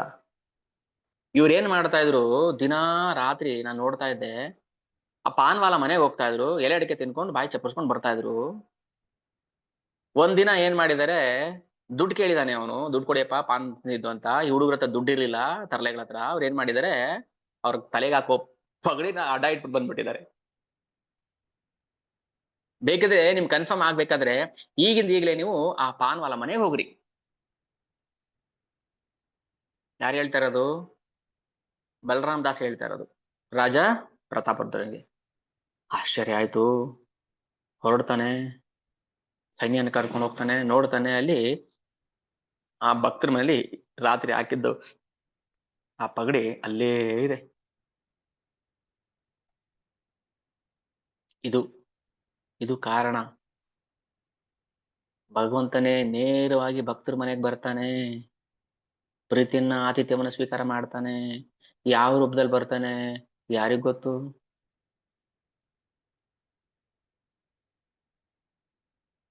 ಬ್ರಾಹ್ಮಣ ರೂಪದಲ್ಲಿ ಬರ್ಬೋದು. ಅಮ್ಮ ಅಶ್ವ ಆಗ್ತಾ ಇದೆ ಕಿಚಡಿ, ಆ ರೂಪದಲ್ಲಿ ಬರ್ಬೋದು. ಎಲೆ ಅಡಿಕೆ ತಿನ್ನೋ ರೂಪದಲ್ಲಿ ಬರ್ಬೋದು, ನಾಯಿ ರೂಪದಲ್ಲಿ ಬರ್ಬೋದು, ಭಿಕ್ಷುಕನ ರೂಪದಲ್ಲಿ ಬರ್ಬೋದು.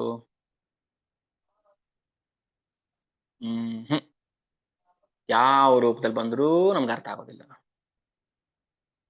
ಯಾಕೆ ಅರ್ಥ ಆಗೋದಿಲ್ಲ? ಯಾಕಂದ್ರೆ ನಾವು ರಘುದಾಸರಲ್ಲ, ಪ್ರಭುದಾಸರಲ್ಲ, ಬಲರಾಮ್ ದಾಸರಲ್ಲ, ನಾವು ಲಾಂಡಿ ಮಾತಾ ಅಲ್ಲ, ನಾವು ಕರ್ಮಬಾಯಿ ಅಲ್ಲ. ಅದಕ್ಕೆ ನಮ್ಗೆ ಅರ್ಥ ಆಗಲ್ಲ.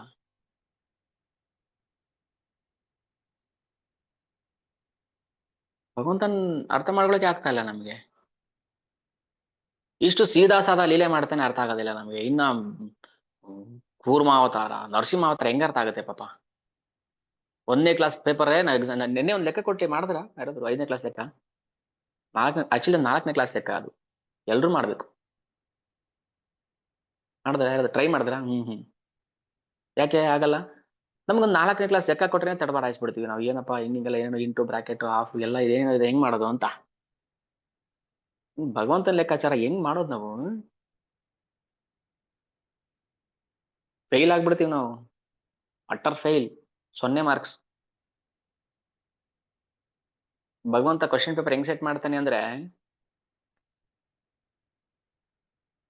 ನಾವು ಅನ್ಕೊಳ್ತೀವಿ ನಾವು ಡಿಗ್ರಿ ಮಾಡಕ್ ಲಾಯಕು ಅಂತ. 1ನೇ ಕ್ಲಾಸ್ ಕ್ವಶನ್ ಪೇಪರ್ ಸೆಟ್ ಮಾಡಿದ್ರೆ ನಾವು ಆನ್ಸರ್ ಮಾಡಕ್ ಆಗಲ್ಲ.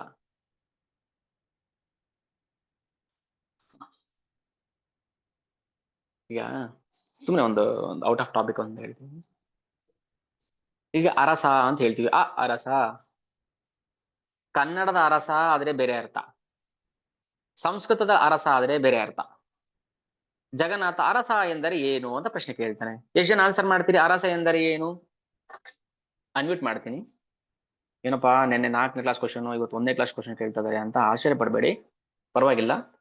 ನಾವು ಏನೇ ಆದ್ರೂ ನಾವು 1ನೇ ಕ್ಲಾಸ್ಗಿಂತ ಕಡೆ ಅಂತ ಅನ್ಕೊಂಡೆ. ಅರಸ ಎಂದರೆ ಏನು? ಯಾರು ಆನ್ಸರ್ ಮಾಡ್ತೀರಿ? ರಾಜ.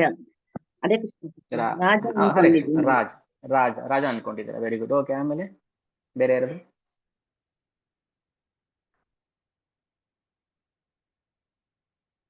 ರಾಜ ಅನ್ಕೊಂಡಿದ್ದೀರೆ, ಎಲ್ರದ್ದು ಇದೆ ಆನ್ಸರ್ ಆದ್ರೆ ಓಕೆ. ಇದು ಬಿಟ್ಟು ಬೇರೆ ಏನಾದ್ರು ಆನ್ಸರ್ ಇದ್ರೆ ಹೇಳಿ.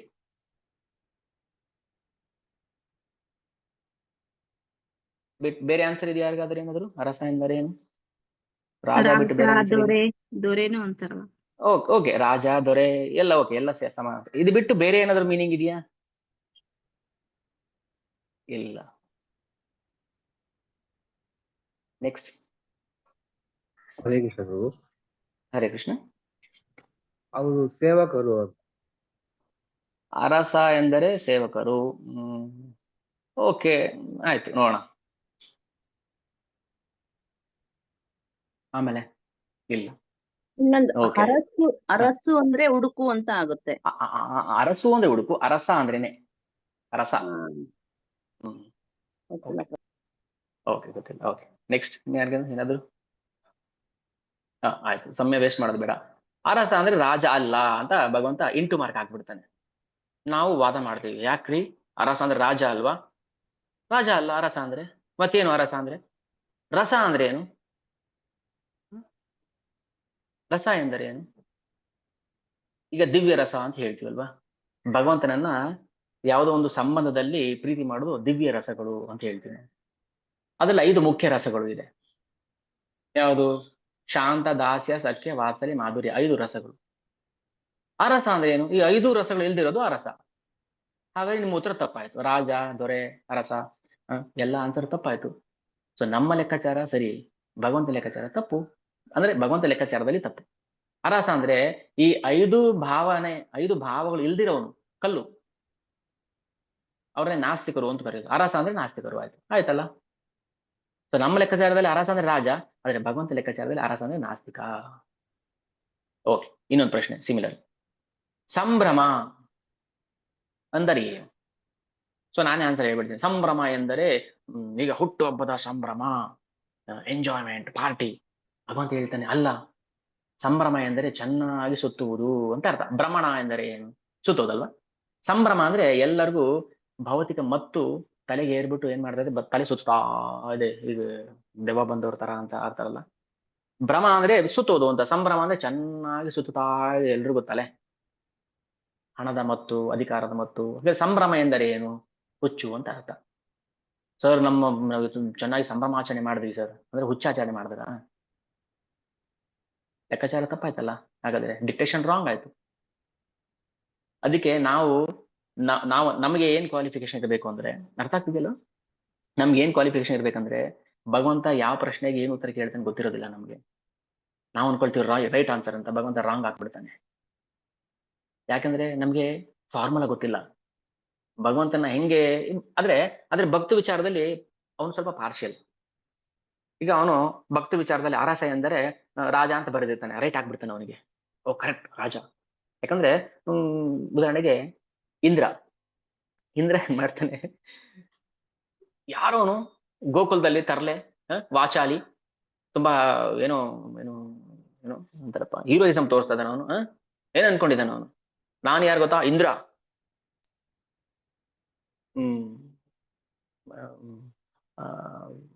ಅಜ್ಞಶ್ಚ ಅಜ್ಞ ಬಾಲಿಶಂ ಸ್ತಬ್ಧಂ ಪಂಡಿತಮಾನಿನ.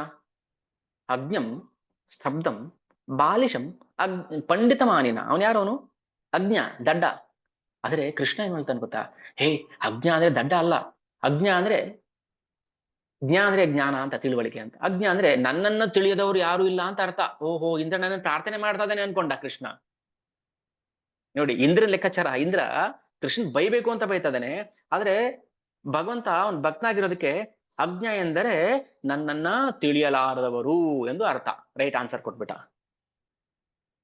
ಸ್ತಬ್ಧಂ ಬಾಲಿಶಂ, ಬಾಲಿಶಂ ಅಂದ್ರೆ ಎಳೆ ಹುಡುಗ ಅಂತ.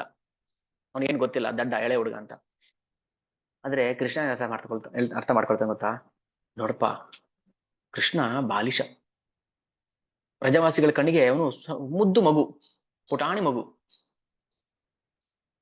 ಇದು ಭಗವಂತನಿಗೆ ಹೆಚ್ಚು ಪ್ರೀತಿ ಕೊಡುವಂತ ಮಾತು ಬಾಲಿಶಂ ಅಂದ್ರೆ.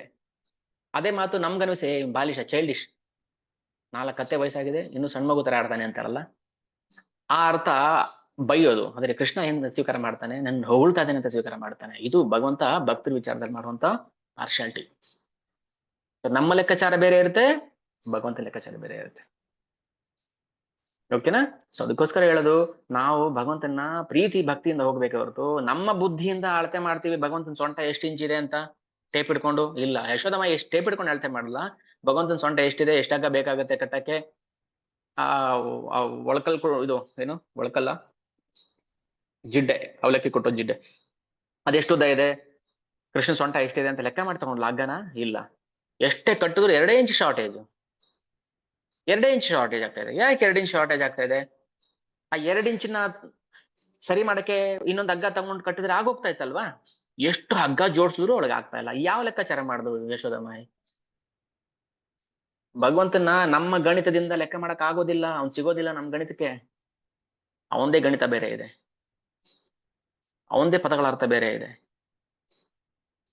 ಅದಕ್ಕೋಸ್ಕರ ಅರಸ ಸುಮ್ನೆ ಎಕ್ಸಾಂಪಲ್ ಕೊಟ್ಟಿದ್ದ. ಅರಸ ಅಂದ್ರೆ ರಾಜ ಹೌದು ನಿಜ, ಆದ್ರೆ ಭಗವಂತ ರಾಂಗ್ ಹಾಕ್ಬಿಡ್ತಾನೆ. ಯಾಕಂದ್ರೆ ನಾನ್ ಕೇಳಿದ ಪ್ರಶ್ನೆ ಉತ್ತರ ಇದಲ್ಲ. ನಾನ್ ಕೇಳಿದ ಪ್ರಶ್ನೆ ಅರಸ ಅಂದ್ರೆ ಅವನಿಗೆ ರಸಿಕತೆ ಇಲ್ಲದಿರುವುದು. ರಸಿಕತೆ ಅಂದ್ರೆ ಬೇರೆ ಅರ್ಥ ಮಾಡ್ಕೋಬಾರದು.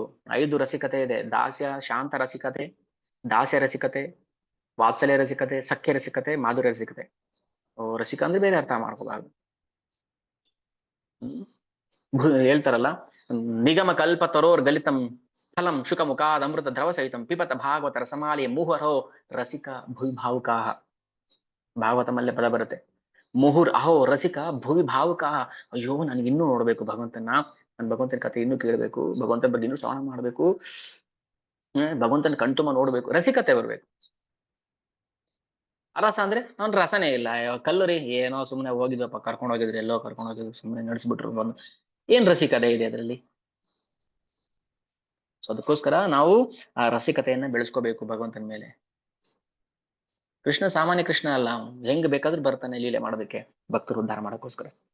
ಅದಕ್ಕೋಸ್ಕರ ಅವತ್ತಿಂದ ಇವತ್ತು ತನಕ ಭಗವಂತನಿಗೆ ಎಲೆ ಅಡಿಕೆ ನೈವೇದ್ಯ ಮಾಡ್ತಾರೆ.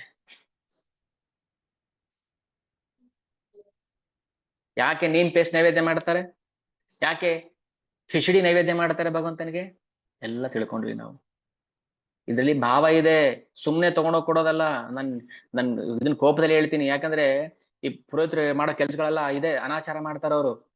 ನೀವು ದೇವ್ರಿಗೆ ಅಂತ ಕೇಳ್ರಿ, ಪೂಜೆಗೆ ಅಂತ ಕೇಳಿ, ಆಮೇಲೆ ಜಾಸ್ತಿ ದುಡ್ಡು ಕೊಟ್ಟು ಬಿಡ್ತಾರೆ. ನಾಟಿ ಹಸು ತುಪ್ಪ 1,500 ರೂಪಾಯಿ ಕೆಜಿ, 150 ರೂಪಾಯಿ ಕೊಟ್ರೆ ಕೊಡ್ತಾರೆ. ಅದು ಡಾಲ್ಡಾ ಮಿಕ್ಸ್ ಮಾಡಿ ಅದನ್ನ ಕೊಡೋಣ ದೇವ್ರಿಗೆ. ಈ ತರ ಯಾರಾದ್ರೂ ಮಾಡಿದ್ರು ಅಷ್ಟೇ, ಭಗವಂತ ಯಾವ ಕಾರಣಕ್ಕೂ ನಮ್ಮ ಮುಂದೆ ಬರೋದಿಲ್ಲ, ನಮ್ಮ ಇಲ್ಲೇ ಬಿಟ್ಟು ಹೋಗ್ಬಿಡ್ತಾನೆ. ಮಕ್ಕಳು ತಿನ್ನಕ್ಕೆ ಚೆನ್ನಾಗಿರೋದು ನಾಟಿ ಗರಿ ಗರಿ, ಅದು ಮರಳು ತರ ಇರ್ಬೇಕು ತುಪ್ಪ. ಆದ್ರೆ ಹೋಮ ಭಗವಂತನೇ ಅಂದ್ರೆ ಅದು ಪರವಾಗಿಲ್ಲ, ಹಿಂಗಾದ್ರೂ ಸರಿ. ಡಾಲ್ಡಾ ಹಾಕಿದ್ರು ಸರಿ ಪರವಾಗಿಲ್ಲ, ಖಾರ ಹಾಕಿದ್ರು ಪರವಾಗಿಲ್ಲ, ಅದನ್ನ ಭಗವಂತನ ಕಾಪಾಡ್ ಮಾಡ್ಬಿಡ್ತೀವಿ. ಮಾಡಬಾರ್ದು. ಯಾಕೆ ಹೀಗ್ ಮಾಡ್ತಾರೆ ಅಂತ ಗೊತ್ತಾಗ್ತಾ ಇಲ್ಲ. ಭಗವಂತನ ನೈವೇದ್ಯ ಕೊಡ್ತಾರೆ, ಇದು ಬಟ್ಟೆಗಳು ಕೊಡ್ತಾರಲ್ಲ, ಅದ್ರಲ್ಲೂ ಹಂಗೆ ಮಾಡ್ತಾರಲ್ವಾ ನೋಡಿ. ಅದು ಏನಿದೆಪ್ಪ, ನೀಮ್ ಪೇಸ್ಟ್ ಇದೆ, ಅಲ್ಲೇ ಬೇವಿನ ಸೊಪ್ಪು ಸಿಗುತ್ತೆ, ಅದನ್ನೇ ನೀವೇ ಹರಿದ್ಬಿಟ್ಟು ಅದನ್ನ ಭಗವಂತ ಪ್ಲೀಸ್ ತಗೊಂಡು ಪ್ರೀತಿಯಿಂದ ಕೊಟ್ರೆ ಅದನ್ನೇ ಸ್ವೀಕಾರ ಮಾಡ್ತಾನಲ್ವಾ. ಆಡಂಬರ ವಿಜೃಂಭಣೆ ಭಗವಂತ ಬಯಸೋದಿಲ್ಲ. ಮಾಡೋಣ, ಭಗವಂತ ಶಕ್ತಿ ಕೊಟ್ರೆ ಗ್ರ್ಯಾಂಡ್ ಆಗಿ ಮಾಡೋಣ, ಆದ್ರೆ ಅದನ್ನ ಬಯಸೋದಿಲ್ಲ ಭಗವಂತ. ನನ್ಗೆ ಬೇಕಾಗಿರೋದೇನು? ಪ್ರೀತಿ ಒಂದು ಬೇಕು ನನಗೆ. ಆದ್ರೆ ಪ್ರೀತಿ ಅನ್ನೋದು ಸಂತೆ ಸರ್ಕಲ್ಲ. ಅದು ಎಲ್ಲಾ ಕಡೆ ಸಂತೆಯಲ್ಲಿ ಫ್ರೀಯಾಗಿ ಸಿಗುತ್ತಲ್ಲ, ಹಂಗಲ್ಲ ಅದು, ಪಟಾಸ್ ಅಲ್ಲ ಅದು. ಅದಕ್ಕೆ ಹೇಳುದು ಏನ್ ಮಾಡ್ಬೇಕು ಅಂತ ಪ್ರಭುಪಾದರು ಏನ್ ಹೇಳ್ಕೊಟ್ಟಿದ್ದಾರೆ. 4 ನಿಯಂತ್ರಕ ತತ್ವಗಳು, ವೈಷ್ಣವ ಸೇವೆ, ಭಗವಂತನ ನಾಮ, ಅದ್ ಮಾಡಿದ್ರೆ ಮಾತ್ರ ಬರುತ್ತೆ ಭಕ್ತಿ. ಹೊರತು ನಾನು ಸ್ಟೇಜಲ್ಲಿ ನಿಂತ್ಕೊಂಡು ಭಗವಂತನಿಗೆ ತುಪ್ಪದ ಆರತಿ ಮಾಡ್ದೆ, ತುಪ್ಪದ ಅಲಂಕಾರ ಮಾಡ್ದೆ, ಅಹಂಕಾರ ಬರುತ್ತೆ. ಅದು ತುಪ್ಪದ ಅಲಂಕಾರ ಮಾಡ್ದೇನೋ ಅಹಂಕಾರ ಬಂದ್ಬಿಟ್ರೆ ರಾಜ ರಘುಗಣ ಅಂತಾರ ಏನ್ ಮಾಡ್ತಾನೆ, ಪಲ್ಲಕ್ಕಿಂತ ಫಸ್ಟ್ ಕೆಳಗೆ ಇಳಿಸ್ತಾನೆ, ಇಳಿ ಕೆಳಗೆ ಫಸ್ಟ್ ನೀನು ಅಂತ. ಇದೆಲ್ಲ ನಿನ್ನೆ ನೋಡಿದ್ವಿ ಗರ್ಭಗಂಜನ ಜಗನ್ನಾಥ. ಹಾಗೆ ಭಗವಂತನ ಲೀಲೆಗಳು ತುಂಬಾ ನಿತ್ಯ ಲೀಲೆಗಳು. ಇದೆಲ್ಲ ಪ್ರತಿನಿತ್ಯ ಭಗವಂತ ಲೀಲೆ ಮಾಡ್ತಿರ್ತಾನೆ ಭಕ್ತರ ಜೊತೆಲಿ. ಕೆಲವು ಪ್ರಕಟ ಲೀಲೆಗಳು, ಕೆಲವು ಅಪ್ರಕಟ ಲೀಲೆಗಳು. ಅದಕ್ಕೆ ಭಗವಂತ ಪ್ರಕಟ ಲೀಲೆ ಯಾಕೆ ಮಾಡ್ತಾನೆ? ಭಕ್ತರಿಗೋಸ್ಕರ ಮಾಡ್ತಾನೆ, ನಮ್ಮನ್ನು ಉದ್ಧಾರ ಮಾಡೋಕ್ಕೋಸ್ಕರ ಮಾಡ್ತಾನೆ.